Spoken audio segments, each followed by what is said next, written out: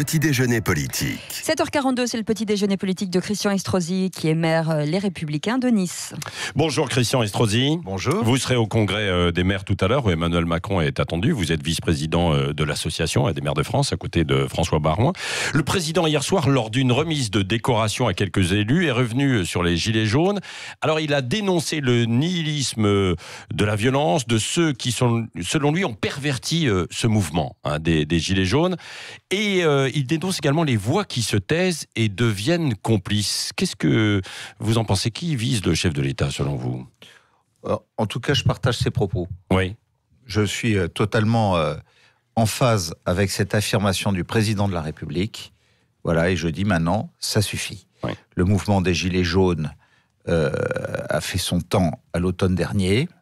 Il a ralenti le train des réformes qu'il est temps de relancer aujourd'hui dans notre pays. Nous avons perdu beaucoup de temps sur des sujets qui touchent aux retraites, sur des sujets qui touchent à la situation dramatique dans laquelle se trouve l'hôpital public aujourd'hui, sur bien d'autres sujets qui touchent à la croissance et à l'emploi.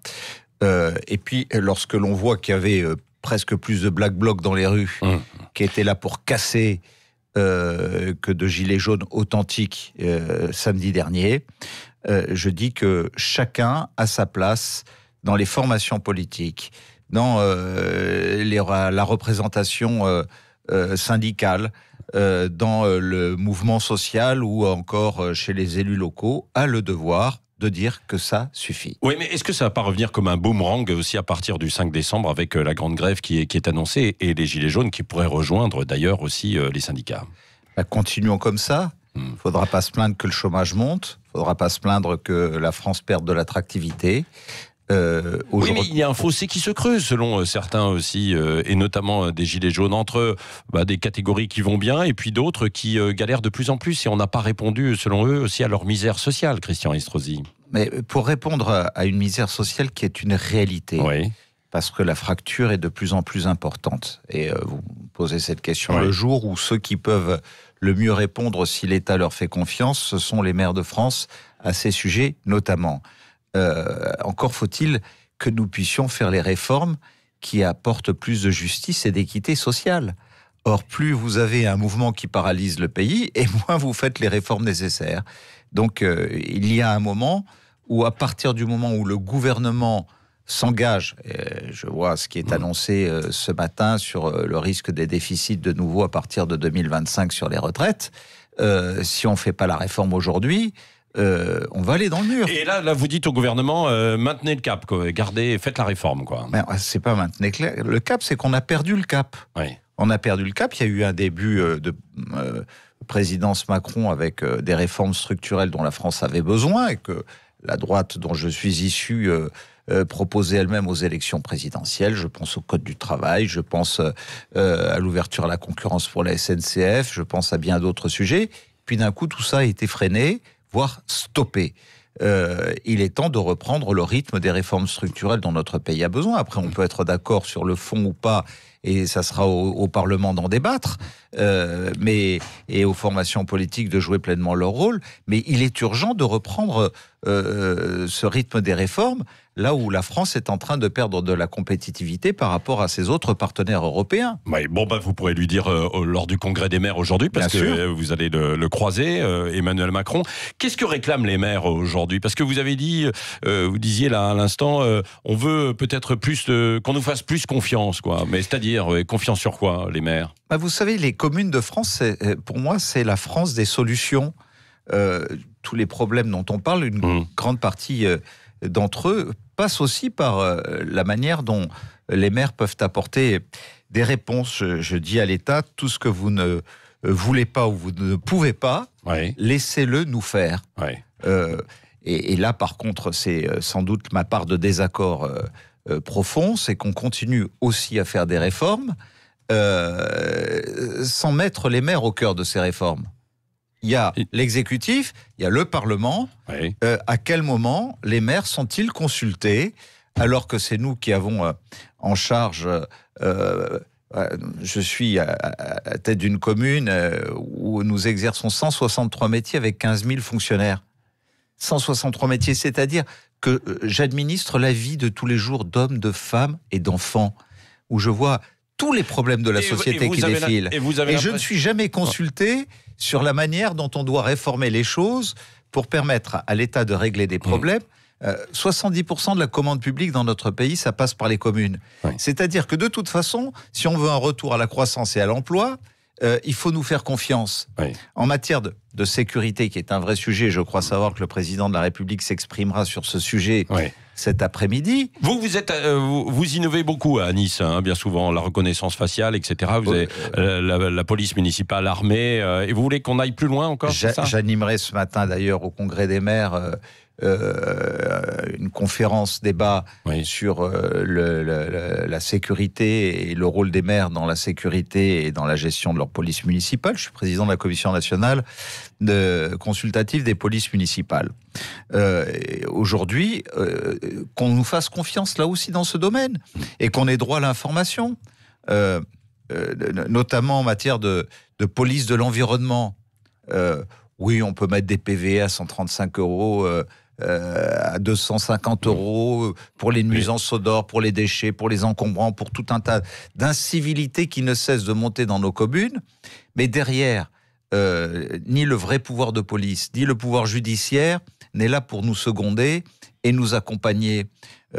Et en matière de communautarisme, moi j'en ai assez de voir ma police municipale qui soit obligée dans les rames de tramway de mettre des PV à 135 € pour les mêmes personnes qui portent les mêmes burqas et qui se font payer leurs amendes par des associations. Et ça arrive, ça arrive beaucoup, tout le temps à Nice. Et vous vous rendez compte que forcément, ça devient une provocation.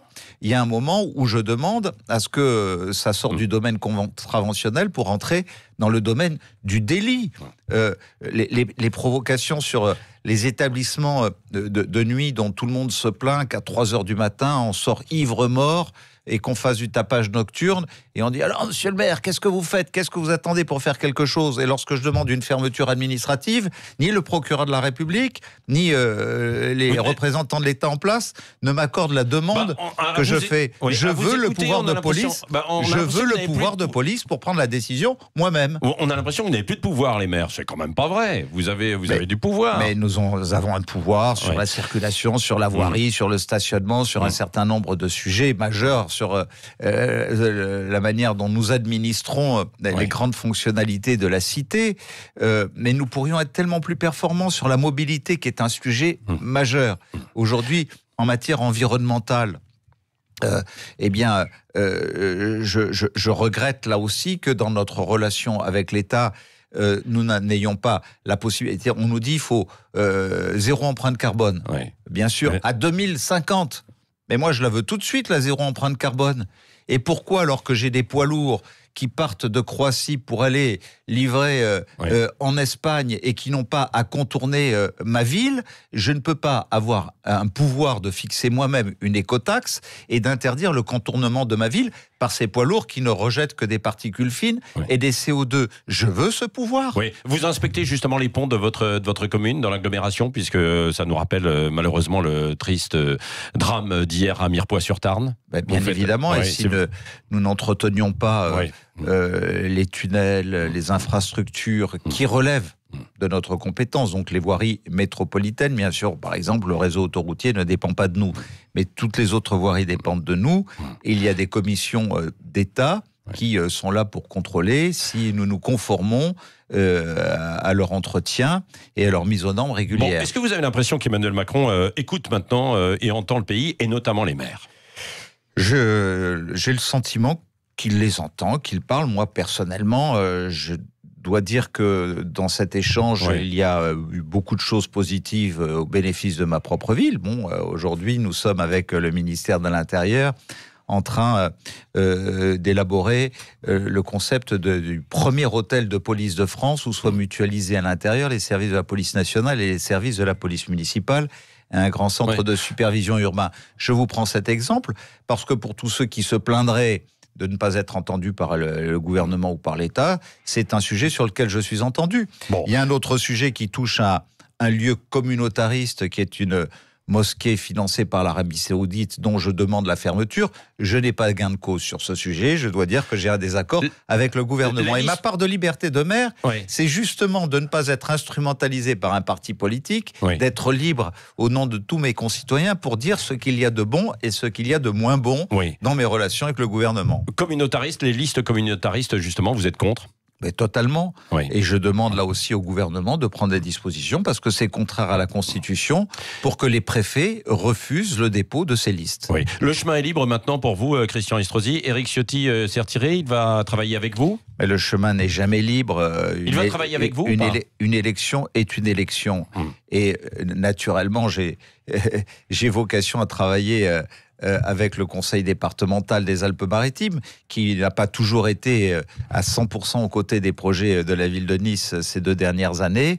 Aujourd'hui, que nous normalisions cette relation, je ne peux que m'en réjouir, surtout que nous avons un passé commun où nous avons nourri beaucoup d'objectifs communs pour le département des Alpes-Maritimes, pour la métropole de Nice et pour la ville de Nice.